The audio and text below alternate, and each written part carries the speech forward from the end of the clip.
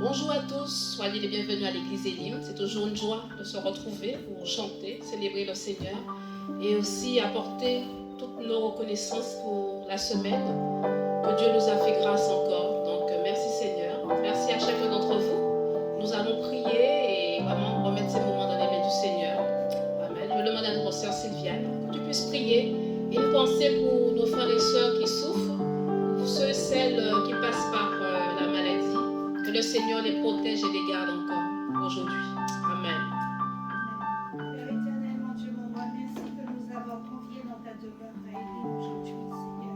Tu nous as permis d'être en bonne santé, Seigneur, pour pouvoir venir te célébrer, adorer, te donner toute la gloire que tu mérites, Père éternel. J'ai pensé aussi pour ceux qui sont malades dans leur demeure, Seigneur, Père éternel. C'est toi le grand guérisseur universel, Seigneur. Étant ta main puissante, ta main divine sur leur vie, Seigneur, et qu'ils aient là vraiment la guérison totale. Amen. Père Céleste, je viens te prier pour ceux qui sont en route, Seigneur. Veille sur leur parcours, Seigneur. Veille sur leur départ de leur demeure. Veille sur leur arrivée. Ici à Élim, Père éternel. C'est toi qui garantis nos pas, Seigneur. Merci pour tout en cette matinée. Dans le nom de Jésus, j'ai prié. Amen. Amen. Gloire à Dieu. Nous allons chanter, célébrer notre Seigneur avec le pasteur Cathy. Soyez bénis.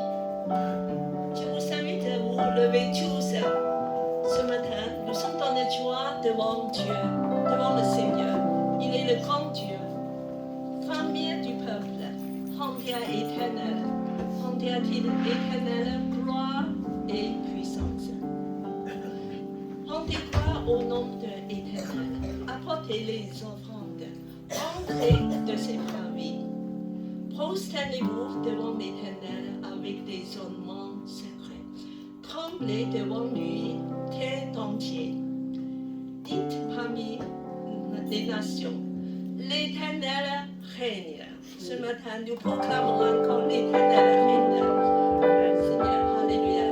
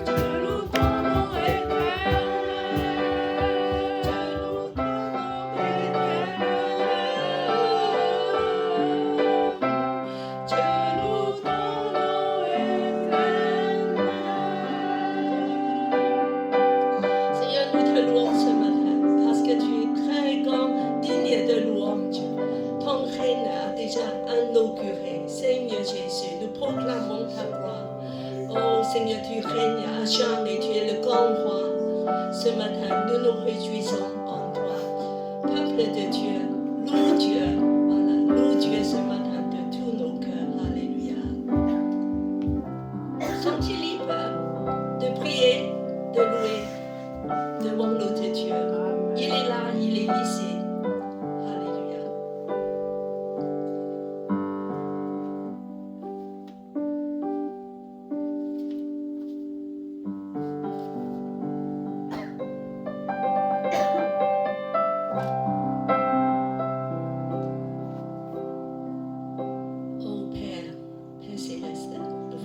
encore ce matin de te rendre gloire parce que tu es ce Père qui nous aime.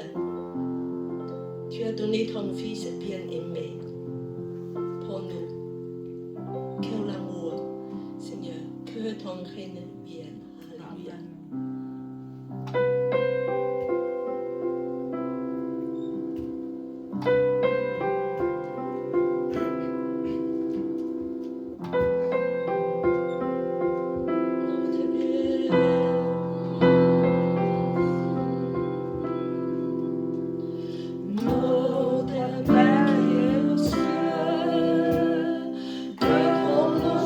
Sanctifié.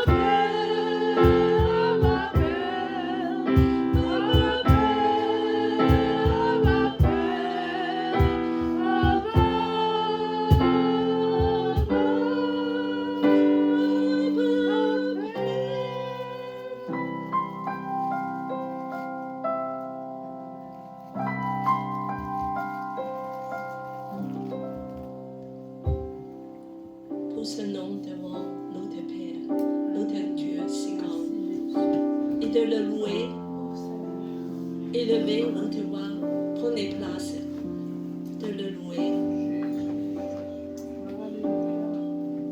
Sentez libre maintenant de lever vos mains devant Dieu, de le louer.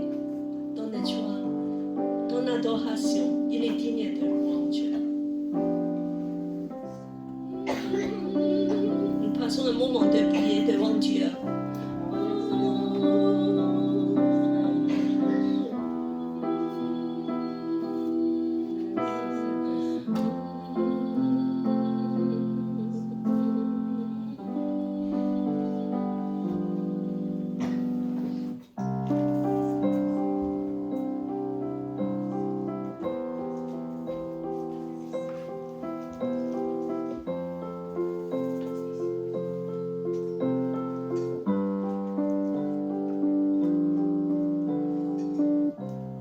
Saint-Esprit, touche nos cœurs pour pouvoir t'adorer. On puisse ouvrir la bouche, nos bouches pour t'adorer, de te donner gloire. Alléluia.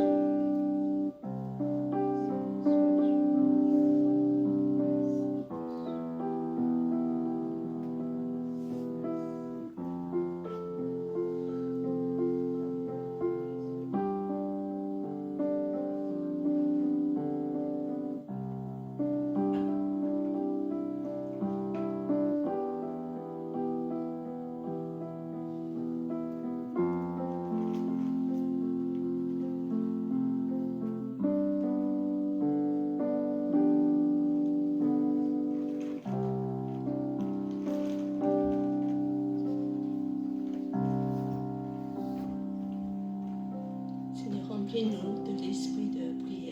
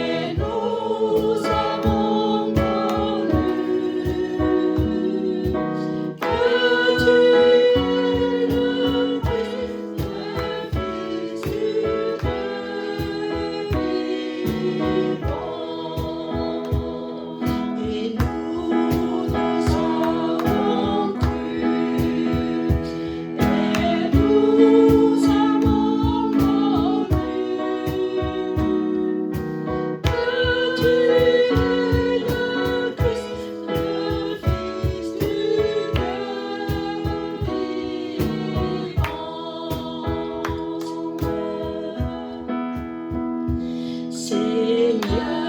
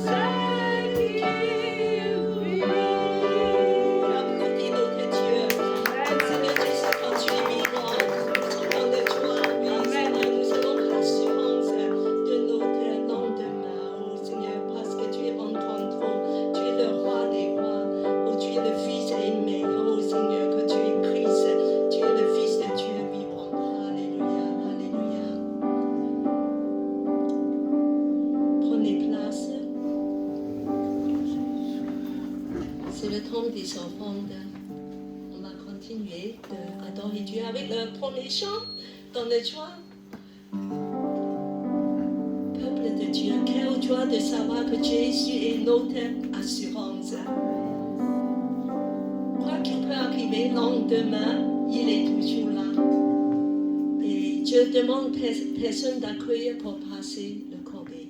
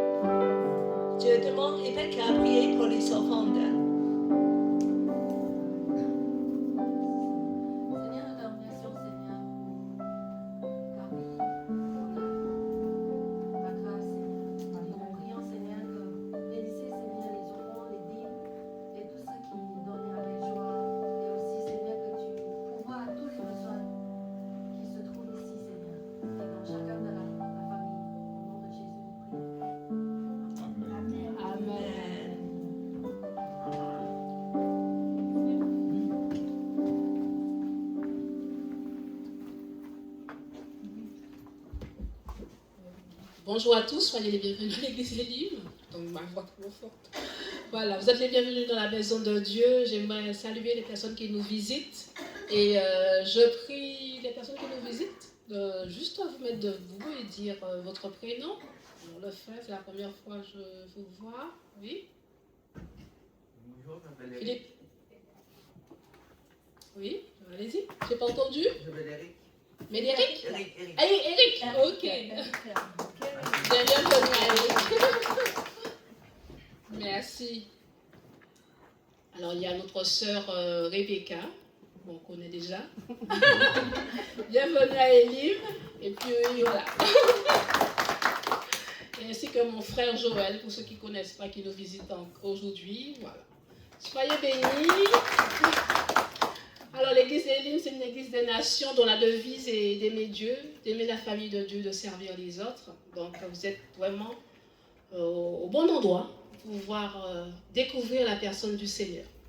Alors, nous avons des rendez-vous cette semaine. Donc, tous les vendredis soirs, nous avons la réunion de prière à 19h par Zoom. Et nous allons commencer aujourd'hui, dimanche, notre parcours de disciples. Donc, nous allons étudier Marc chapitre 1. Voilà.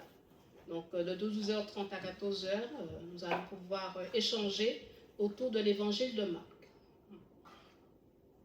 Alors, dimanche prochain, nous avons un culte spécial jeunes. Donc, on invite tous les jeunes à venir avec vos amis pour pouvoir partager l'amour du Seigneur avec nos frères et sœurs de l'église malgache. Alors, l'église s'appelle Église Messager d'Amour, c'est ça? D'accord.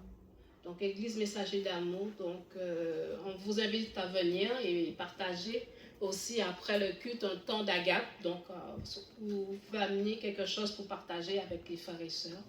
Voilà. Tout est bienvenu pour célébrer notre Seigneur. Voici, c'est la sœur Cathy, ça va? Voilà. Oui, voilà. Je crois que voilà. Après, il y a une petite collation, voilà, pour continuer pour le parcours. Je vais laisser la place à notre pasteur Thierry Linel pour nous conduire dans la parole du Seigneur. Merci.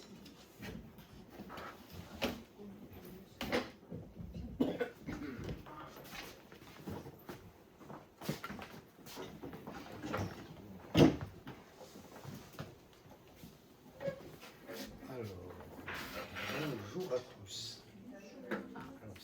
Ah, il y a la lumière, on va mettre. Je vais mettre là plutôt. Ici, je crois que Voilà. ça sera mieux là. Oui, c'est très bien. Pardon. Voilà, très heureux d'être avec vous aujourd'hui à l'église Elim et de retrouver Rebecca aussi. Vous avez remarqué, j'ai mis une cravate aujourd'hui, parce qu'on avait une invitée de marque. Voilà, très heureux d'être avec vous, de vous retrouver pour partager la parole de Dieu. Et ce matin, si vous le souhaitez, je vous emmène en croisière. Est-ce que vous avez envie de faire une croisière? Amen. Ouais, bah vous dites amen, mais vous allez voir. Vous allez voir le type de croisière. Mais je vous emmène quand même en croisière. On va faire une petite croisière en Méditerranée, si ça vous dit quelque chose. Alors, on va dans le livre des Actes au chapitre 27. Et peut-être quelqu'un pourrait lire, alors on ne va pas tout lire le chapitre 27 qui évoque on va appeler ça une croisière pour sourire un petit peu. Mais alors, il y a un premier passage. Quelqu'un pourrait lire ce premier passage? C'est simplement les versets 1 et 2. Pour introduire. Quand notre embarquement pour l'Italie a été décidé, on a confié Paul et quelques autres prisonniers à un dénommé Julius, officier de la cohorte impériale. Nous sommes montés sur un bateau d'Adramite qui devait faire voile vers les côtes de l'Asie et nous sommes partis. Aristarque, un Macédonien de Thessalonique, était avec nous. Merci. Donc voilà, ils sont partis. C'est le départ pour l'Italie et ils devaient aller jusque dans les côtes d'Asie. Et on va prendre maintenant les versets 9 à 26. Est-ce que quelqu'un veut lire? Alors, il y a déjà jusqu'au verset 13, une première lecture. Si quelqu'un veut faire cette lecture.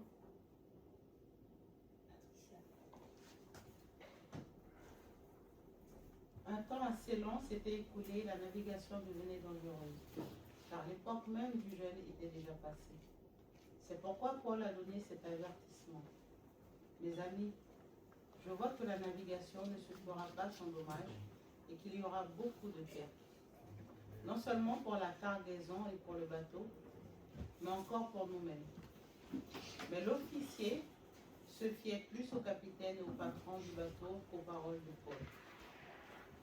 Comme le port n'était pas approprié pour hiverner, la plupart avaient été d'avis de le quitter pour essayer d'atteindre Phoenix, un port de Crète orienté vers le sud-ouest et le nord-ouest afin d'y passer l'hiver. Un léger vent du sud se mit à souffler et, se croyant maîtres de leur projet, ils ont levé l'ancre et ont longé de près l'île de Crète. Merci. Et quelqu'un pourrait... Alors, allez, versets 14 et 15, c'est court là. Bientôt un vent violent qu'on appelle Eurakilon s'est déchaîné. Le bateau a été entraîné sans pouvoir résister au vent et nous nous sommes laissés emporter à la dérive. Alors que nous passions au-dessus d'une petite île appelée Koda, nous avons eu la peine à nous rendre maîtres du canot de sauvetage.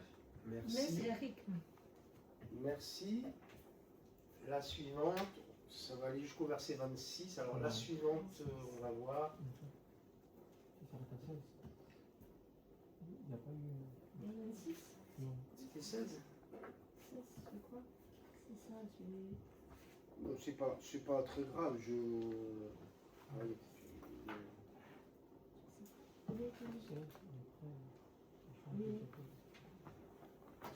D'accord. Bon. C'est pas grave. On voit dans quel contexte déjà, et je vous lirai les versets suivants qui correspondent si vous ne les avez pas sous les yeux.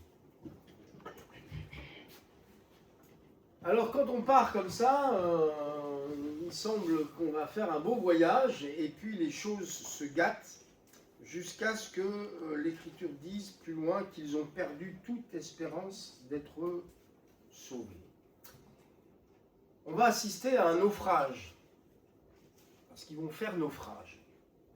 Et dans la vie, c'est vrai qu'on peut avoir le sentiment, peut-être quelques-uns ici peuvent avoir le sentiment que leur vie est un naufrage. Et avant d'en arriver au naufrage, vous savez, il y a une expression de la langue française qui dit je suis dans la galère. C'est la galère.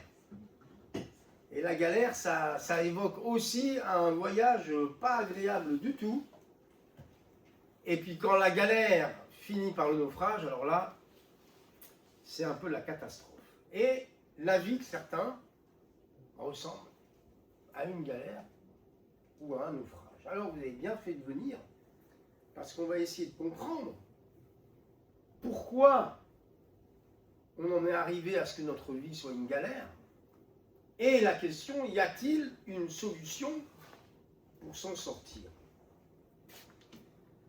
Alors, on va voir quelques, quelques erreurs qu'on a lues ensemble dans le texte, quelques erreurs qui ont été faites, alors que finalement, quand rien ne va plus dans notre vie, c'est tellement facile d'accuser Dieu ou les autres. On entend quelquefois des personnes dire « Ah oui, mais mon père, ma mère, mon voisin, ma voisine, voilà. » On arrive à trouver les autres responsables à nos yeux de nos galères. Mais ici, dans le texte, ils ont fait 4 erreurs. La première erreur, c'est au verset 10, ils ont été avertis par Paul. On l'a lu ensemble. Paul avertit en disant « Je vois que la navigation ne se fera pas sans dommage, et pour vous et pour le navire. » Ils ont été avertis. Et finalement, d'ailleurs, on l'avait lu, hein, voilà. Ils ont été, premièrement, avertis. Et c'est aussi un avertissement à leur conscience. On peut aussi, quelquefois, faire taire notre conscience parce que ce qu'on entend, ça ne nous plaît pas. Ça ne correspond pas à ce qu'on voudrait entendre. Quand Paul leur dit « il va y avoir des dommages et des pertes », ce n'est pas un message agréable. On a envie d'entendre autre chose. Et c'est vrai que les avertissements, ça peut être utile. Vous savez que dans votre voiture, sur votre voiture, on a ce qu'on appelle un klaxon. C'est pas pour faire du bruit. Le klaxon, c'est pour avertir quelqu'un du danger, pour montrer par exemple qu'on est là. Ou voilà, on va klaxonner un piéton, on va klaxonner un vélo, on va klaxonner une voiture. C'est quoi le klaxon? C'est un avertisseur. On avertit. Et dans la vie, il peut y avoir des avertisseurs. Il y a des gens, ils ont un chien à la maison parce qu'ils ont peur des voleurs. Et ils se disent au moins, s'il y a quelqu'un qui rentre dans la propriété, qu'est-ce qu'il va faire le chien? Il va aboyer, il va avertir. Alors non seulement il nous avertit, mais il peut aussi faire peur. Voilà, avertissement. Et Paul, il va les avertir. Et ils ne vont pas écouter ces avertissements. Puisque la deuxième erreur qu'ils vont faire, c'est qu'ils se sont fiés plus au capitaine et au propriétaire du bateau plutôt qu'aux paroles de Paul.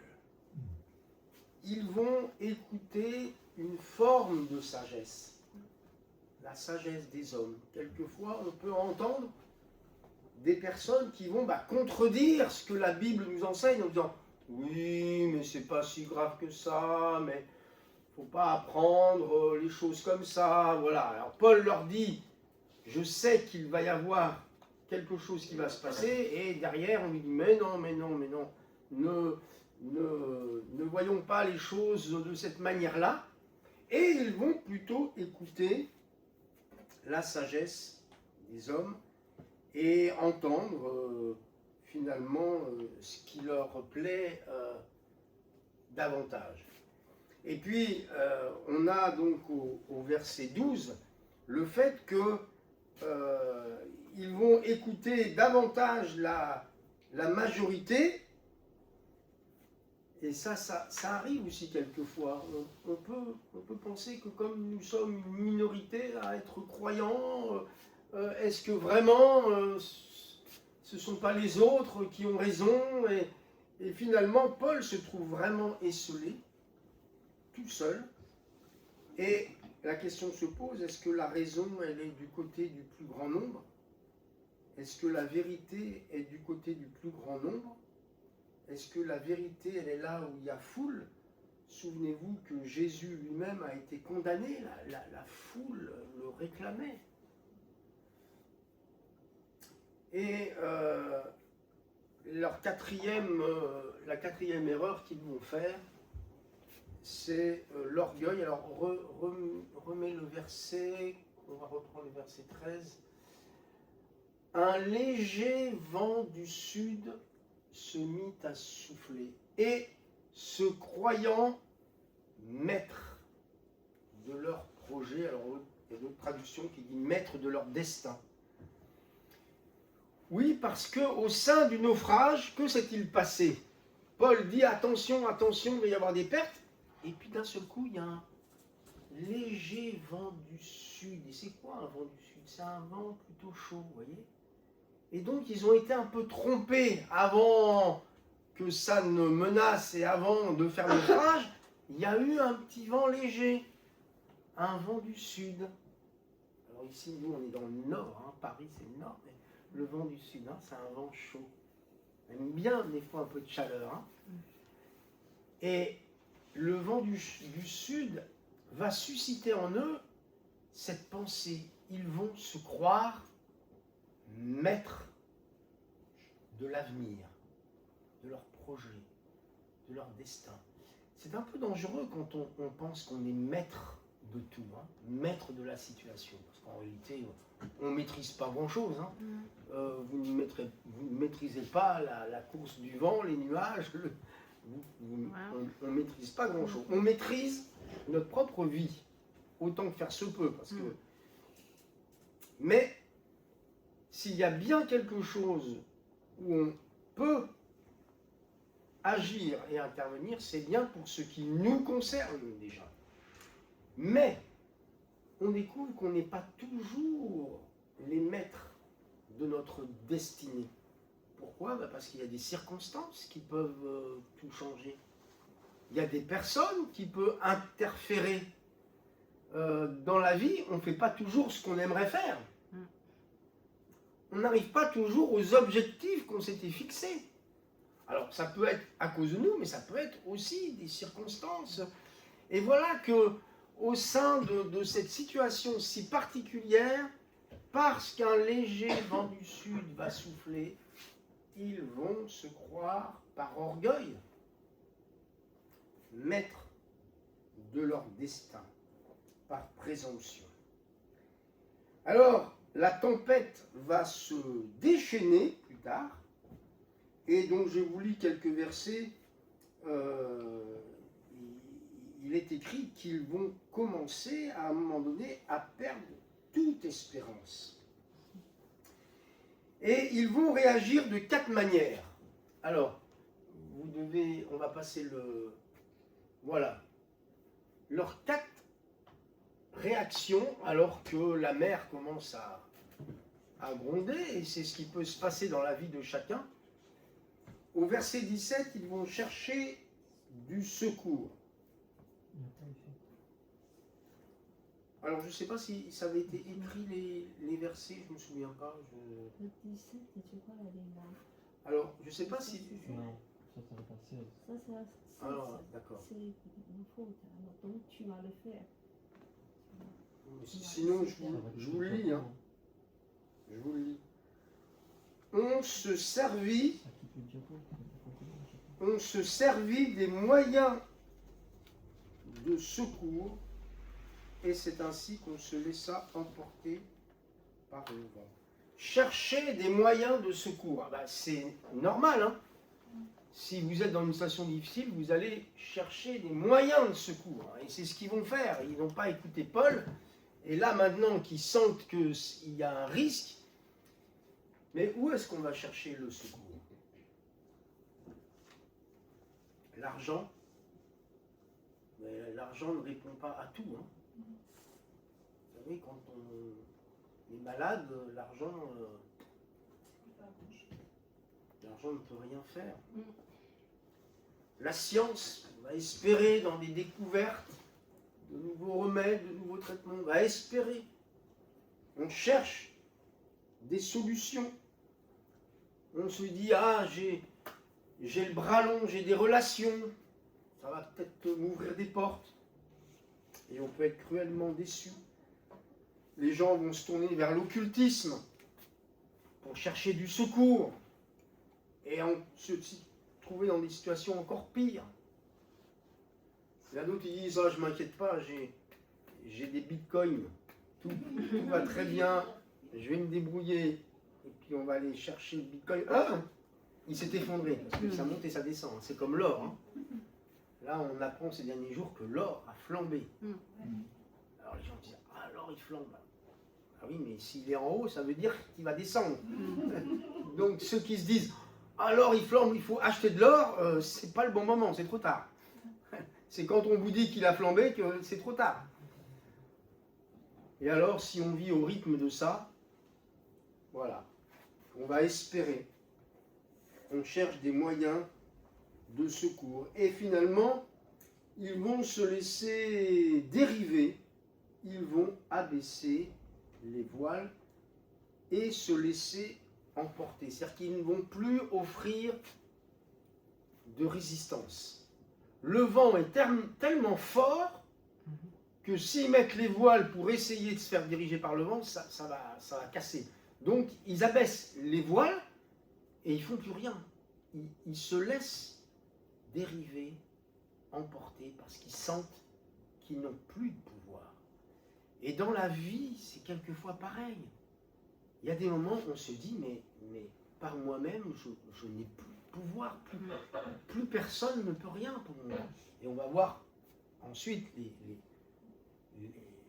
les remèdes. Bien sûr qu'il y a des solutions. Mais combien d'hommes et de femmes sont pris au dépourvu, sont désemparés, parce qu'ils ont tout essayé. Et finalement, ils abandonnent le fait de lutter, de combattre. Ils se laissent emporter. Et plus loin, il est écrit que dans la crainte de heurter contre des écueils, ils vont jeter l'ancre et attendre le jour. Jeter l'ancre. Ne plus rien faire. Se dire, allez, j'arrête tout. Combien de personnes sont même quelquefois devenues SDF, hein. Il n'y a plus rien parce qu'on s'est laissé aller, on a essayé de s'en sortir et puis ça ne fonctionnait pas, alors on abandonne. On se laisse aller, hein. Il y a des gens qui se laissent aller. Alors après, c'est l'alcool, c'est la drogue, on se laisse aller. Parce que le vent est trop violent, parce que les vents contraires sont trop violents. Et donc on en arrive à abandonner. Et à ce moment-là, il y a les matelots qui prennent peur, hein. Tous les ouvriers là qui sont là, ils prennent peur. Et la Bible dit qu'ils vont chercher à s'échapper du navire et ils vont commencer à mettre la chaloupe à la mer. S'échapper. Fuir. Et quelquefois, n'est-il pas vrai que nous pouvons des fois essayer de fuir, hein. On aimerait bien fuir. Tellement la réalité de ce qu'on vit est difficile. Il y a des gens qui aimeraient fuir leur vie, leur propre vie. C'est pour ça que quelquefois, il y a même des suicides. Hein. Parce qu'on voudrait fuir, on ne sait pas comment faire pour fuir. Et vous savez, vous pouvez fuir au bout du monde, on ne peut pas échapper au regard de Dieu. Et le psalmiste, hein, il le dira, hein, je m'en vais aux extrémités de la terre, t'y voilà encore.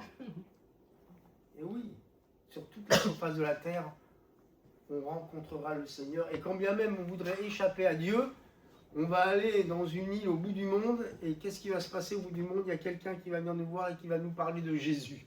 Et dire, ah non, à Paris, il y avait Elim qui m'ont parlé de Jésus, je vais au bout du monde et il y a quelqu'un qui me parle de Jésus.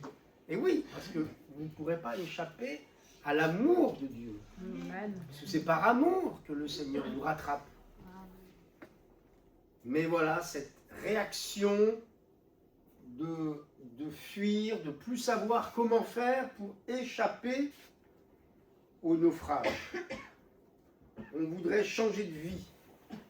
Je me souviens d'un jeune couple, j'étais pasteur à l'époque à Montargis. Il y avait un jeune couple, il n'avait qu'une envie, c'est de partir, alors à l'époque, enfin, en l'occurrence c'était partir à l'île de la Réunion. Et voilà, ils avaient un projet, voilà, il fallait partir, fallait partir. À Montargis, il n'y avait rien de bien, il fallait partir. Ils sont partis, et puis, moins d'un an après, notre grande surprise, ils sont revenus. Ils ont dit, mais on s'est complètement trompé. Alors qu'ils voyaient tout en noir, là où ils étaient, en métropole. Tout était vraiment critiquable, le travail, enfin tout. Il n'y a rien qui allait, puis finalement ils sont partis. Ils ont pensé qu'en partant, ils allaient trouver ce dont ils avaient besoin, et puis finalement ils sont revenus. Et vous voyez, dans la vie, quelquefois, on pense souvent que de l'autre côté de la route, c'est tellement mieux. C'est ce que les hérissons pensent, vous savez.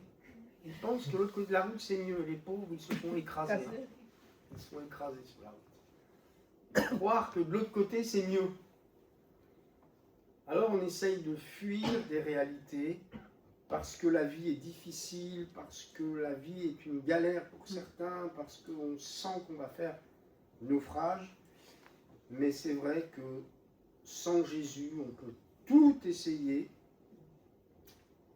Et heureusement, il y a des moyens et des remèdes par la grâce de Dieu. On va les voir ensemble, et c'est ces remèdes qui sont évoqués dans le texte.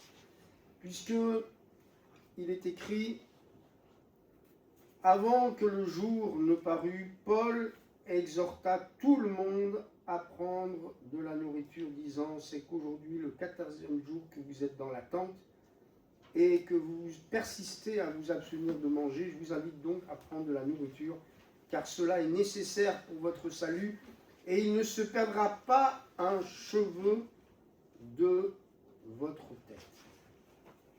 Alors, ce qui va se passer, la différence entre le début du texte et ensuite, c'est qu'ils vont écouter Paul. Au départ, ils ne vont pas écouter les conseils de Paul. Et là, ils vont écouter Paul, le message de Dieu. Et c'est ça qui est important dans la cale au fond du bateau. Est-ce qu'on accepte, alors qu'on est, on pourrait dire, au fond du trou, est-ce qu'on accepte le conseil de Dieu? Vous vous souvenez, Jonas, il avait été jeté par-dessus bord. Hein. Et c'est Paul qui leur dira, alors on n'a pas le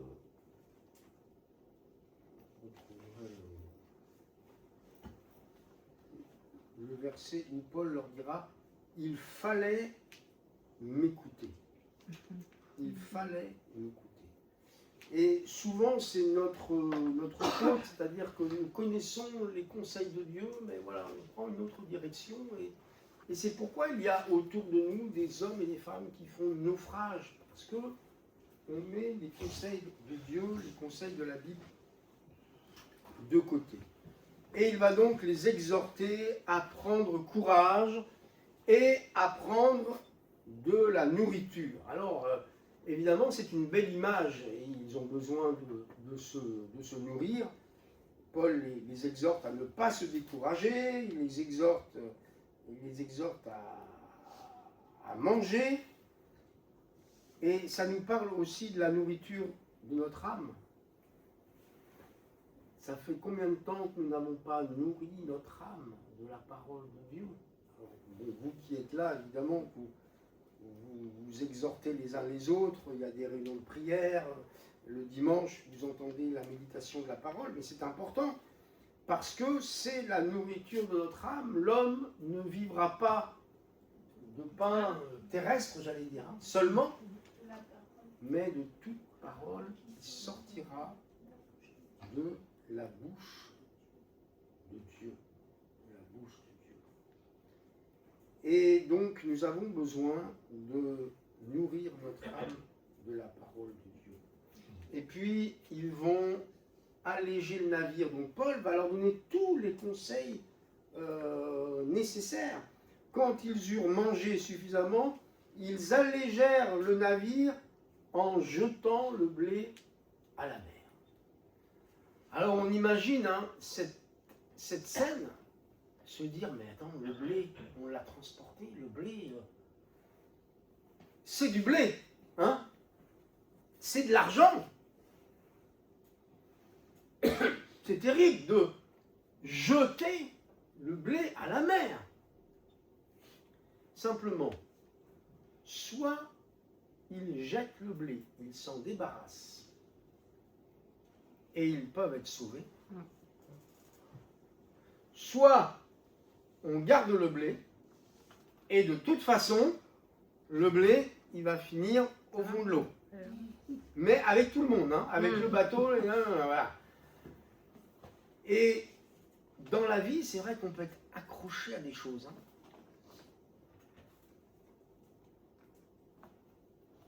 Vous savez, un jour on quittera cette terre, on n'emportera rien. Hein. On n'emportera rien. On va partir avec la grâce de Dieu, avec le salut reçu pour notre âme. Mais dites-moi, qui ici peut penser qu'il va partir au ciel avec un déménagement, avec un camion de déménagement et partir avec ses affaires? On va tout laisser ici. Mais ici-bas, si on est tellement accroché aux choses de la terre, quelquefois, ça nous joue de mauvais tours. Il faut quelquefois s'alléger ici-bas. Il faut s'alléger, se détacher de certaines choses. Parce que c'est en se détachant qu'on va vivre les choses essentielles. On va pouvoir se déconnecter, j'allais dire, se déconnecter des choses de la terre. Et de toute façon, un jour, on sera déconnecté. Mais ça peut nous jouer de mauvais tours. Vous savez qu'aujourd'hui, on est tous un peu formatés pour être connectés sur Internet. Hein. Un jour, on n'y sera plus. Hein. Et c'est pourquoi, dès ici-bas, il faut apprendre à être connecté avec le ciel. Avec le ciel. Et donc, ils ont mis par-dessus bord ce qui les encombrait. Et dans la vie, il y a des choses qui peuvent vous encombrer. Et il peut y avoir des naufrages dans la vie de certains hommes, certaines femmes. Ils font naufrage. Alors la Bible, vous savez, l'évoque, faire naufrage par rapport à la foi. Mais on peut faire naufrage parce qu'il y a des choses qui nous encombrent tellement que ça nous empêche d'ouvrir et notre cœur et nos yeux à la grâce de Dieu. On est tellement encombré. Puis c'est comme ça, c'est la vie d'aujourd'hui. Hein. On est très encombré par beaucoup de choses. Et vous êtes venus ce matin, et je salue aussi ceux qui prennent le temps de suivre le culte à la maison. Mais ça, c'est un bon signe. Vous prenez le temps de vous arrêter, de vous déconnecter avec les choses du monde et de la terre, pour d'un seul coup vous connecter avec le ciel. Ce matin, vous vous êtes allégé de certaines choses. Alors, il y a des obligations, hein, on n'y peut rien, il va falloir quand même prendre ses responsabilités dans la vie de tous les jours. Mais comprenez ce que je veux dire, on a vraiment besoin de ne pas encombrer notre vie de tellement de choses que notre cœur peut ressembler à un grenier ou à une cave, n'est-ce pas? C'est-à-dire que dans un grenier ou une cave, on ne trouve pas grand-chose, hein, des fois. On a mis tout le bazar, on met tout là, et puis quand on cherche, après on se dit, ouh là là, où est-ce que ça se trouve, hein? Et notre cœur, quelquefois, c'est un peu le bazar, hein? Et on a vraiment besoin de faire du ménage. Et ce matin, on est venu dans la maison de Dieu pour écouter les conseils de Paul. Quand on dit les conseils de Paul, c'est pour reprendre cette expression de ce texte. Les conseils de Dieu pour ne pas chavirer. La volonté de Dieu, c'est que personne ici ne fasse naufrage. Personne ne chavire. Que vous soyez debout et quand on peut se donner rendez-vous dans 5 ans ou dans 10 ans, vous soyez toujours là, si le Seigneur tarde, vous soyez toujours là, debout, dans la foi, en témoignant que Dieu vous a secouru, que Dieu vous a béni dans votre travail, dans votre famille, dans votre foyer. Voilà, qu'il y ait le témoignage de la grâce et de la puissance de Dieu, mais c'est aussi parce que vous aurez mis de côté certaines choses pour vous consacrer au Seigneur. Et puis, ils vont, à un moment donné, ils vont se jeter à l'eau, puisque la Bible dit,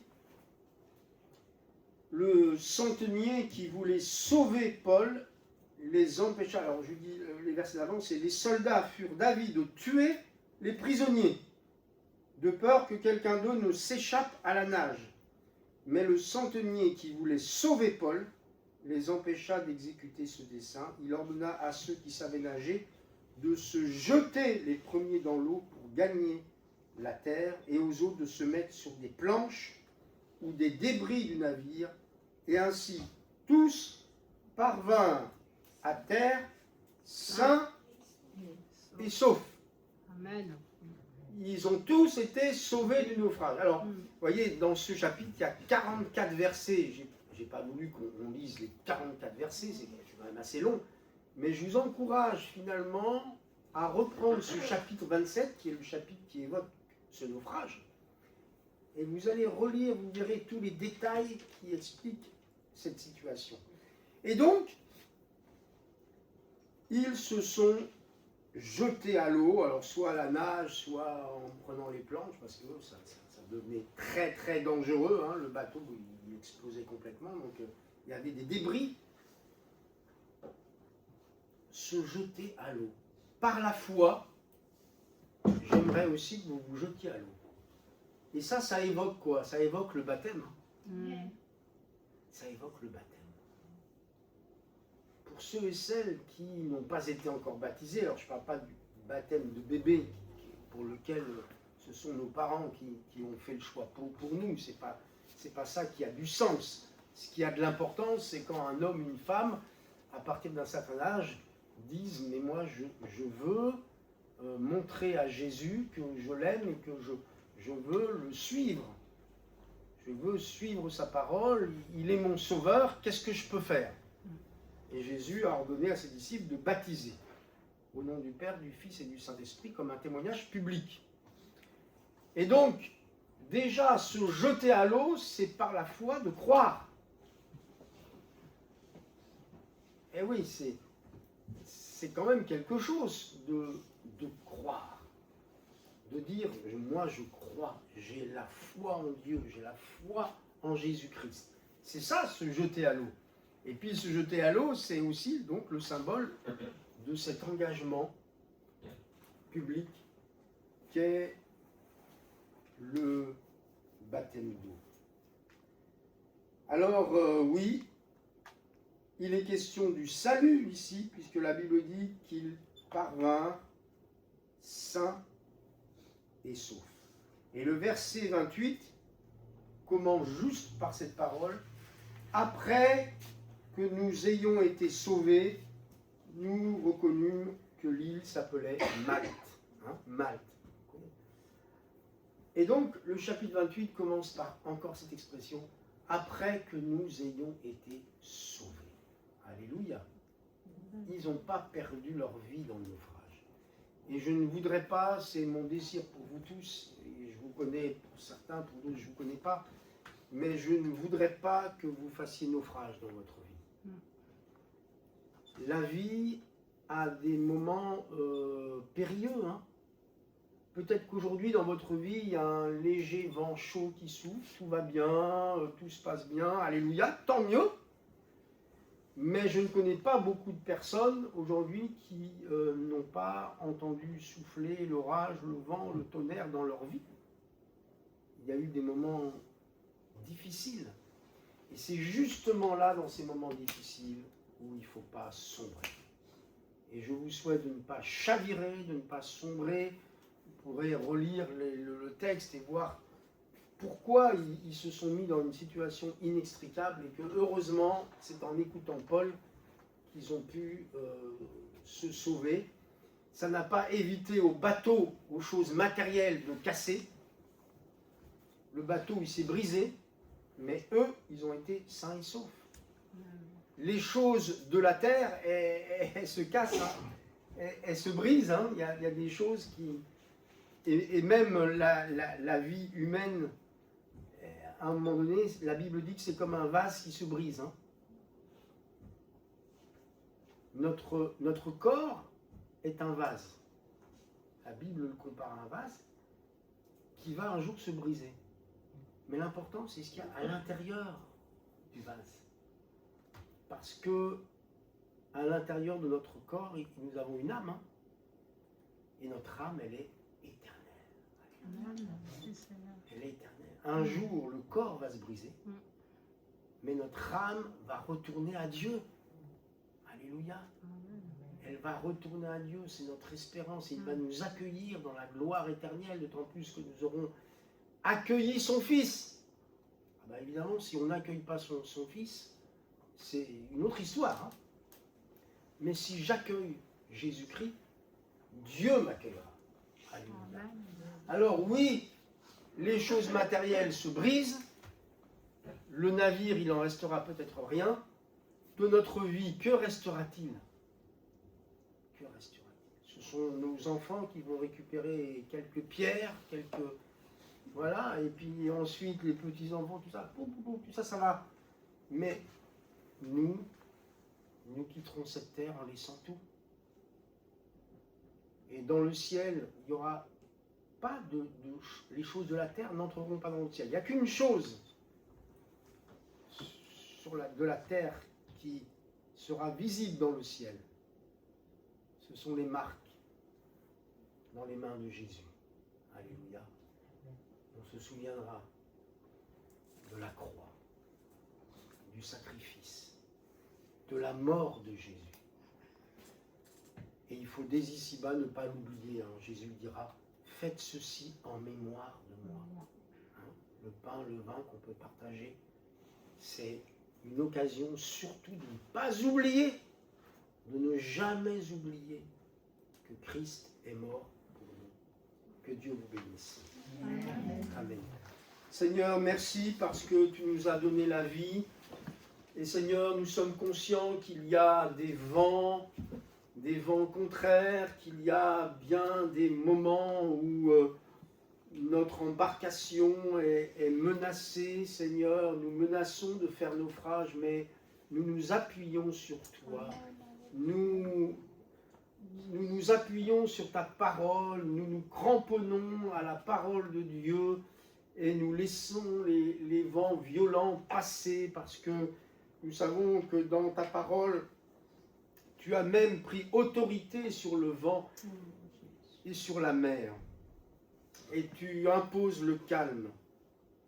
Et Seigneur, je te remercie pour mes amis qui sont venus ce matin, afin qu'ils puissent se souvenir que dans des temps de tempête, il faut s'appuyer sur toi, il faut ne pas s'échapper, fuir, mais écouter ta parole, se baser sur ta parole pour sortir sain et sauf. Seigneur, merci de bénir chacun et que ta grâce et ta bénédiction soient sur cette assemblée et sur chacun d'entre nous au nom de Jésus. Amen. Amen. Gloire à Dieu.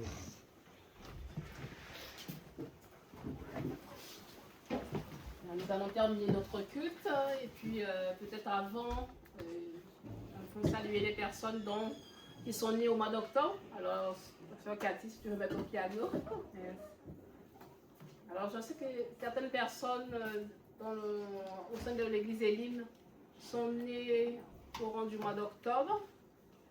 Désolée pour notre enfant Chani, tu n'es pas là, mais on pense à toi en ligne, qui est née aussi au mois d'octobre. Notre soeur Sylviane, qui est encore Louise. D'accord. Oui. Alors, tu vas donner.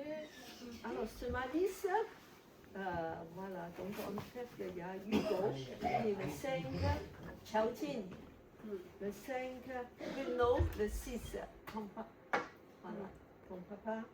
Et puis qu'il y a aussi Sanyu le 11, il y a Sylviane le 8, Louise le 14 et Gabrielle le 17. Ah ben, ça fait du monde. Est-ce que quelqu'un peut-être dans l'assemblée est né au mois d'octobre qu'on n'a pas cité? Ah ben, Toi aussi. Amen. ta soeur? Ah d'accord. Mao, Dilani aussi. Mao. Il est malade. Ah. Il y a Dilani aussi. Tu es Lali? Coli? Quelly aussi et Son fils. Dilani. Djelani. Chilani, d'accord. Voilà. Oui. On a fêté. Ah ben les parents qui sont là, alors. Audrey, tu vas te mettre debout pour ton fils. Et Melvin pour ton père et ta petite soeur. Voilà, c'est bien. Et nous allons penser à eux dans la prière aussi.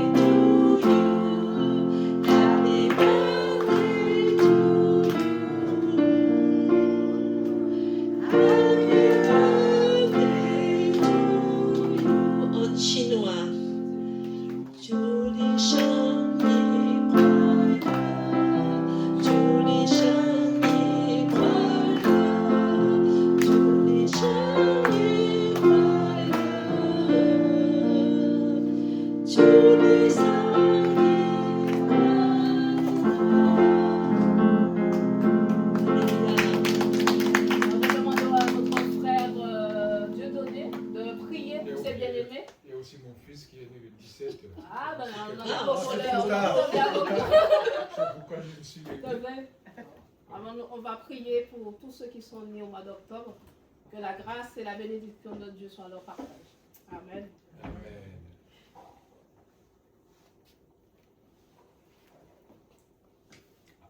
Seigneur, nous te prions, exceptionnellement en ce mois d'octobre, parce que tu as amené pas mal d'entre nous dans ta lumière. Amen.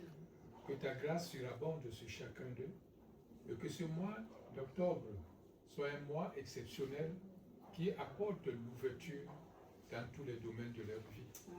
Père, bénis nos enfants, bénis tous ceux qui fêtent leur anniversaire en ce mois d'octobre, afin qu'ils reconnaissent que c'est toi qui les soutiennes en ce monde. Donne-leur la force, donne-leur également le courage et surtout apporte l'intelligence afin qu'ils puissent rester toujours dans la voie de la foi que tu as tracée pour chacun d'entre eux. Père, nous te laissons autant. C'est au nom puissant de Jésus-Christ que nous avons ainsi prié. Et nous te disons tous Amen, tous ceci. Amen. Amen. Soyez bénis, bon dimanche. Au revoir.